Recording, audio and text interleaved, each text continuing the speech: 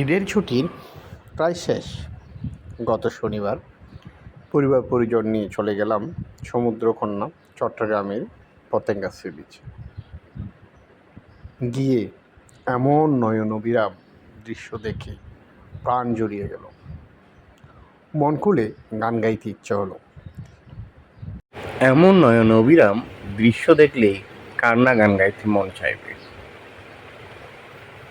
আমি তো বিমুগ্ধ হয়ে দেখছি সে সাগর কন্যাকে, তার সাথে সাথে চঞ্চলা হরিণী আমার কন্যাকেও দেখছি যে ওর তালে তালে সে কীভাবে নিজেকে চেনার চেষ্টা করছে।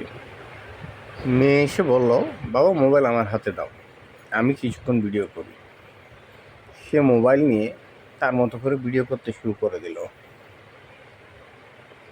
তার ভিডিও করার স্টাইল বা তার চঞ্চলা মনটা দেখে আমারও সেই পুরনো স্মৃতিতে ফিরে গেলাম।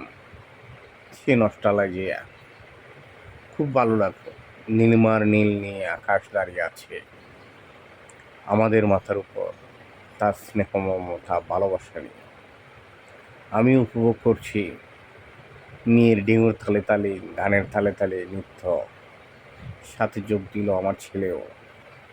তারা এক সময় দোল খাওয়া নৌকে গিয়ে দোল খাওয়ার ইচ্ছা প্রকাশ করলো এবং কিছুক্ষণ দোলও খেলো। তাদের দোল খাওয়া দেখে আমিও মনে মনে ভাবছি, আসলেই কত না সুন্দর শৈশব। বেদনার লালে রঙে সূর্য অস্ত যাওয়া শুরু করলো। আমরাও রওনা দিলাম বাড়ির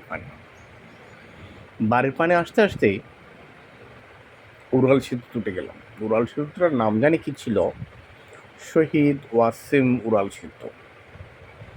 সত্যি আমার দেশ এগিয়ে যাচ্ছে, আমার দেশ উন্নত হয়েছে ভাবতে ভালো লাগে।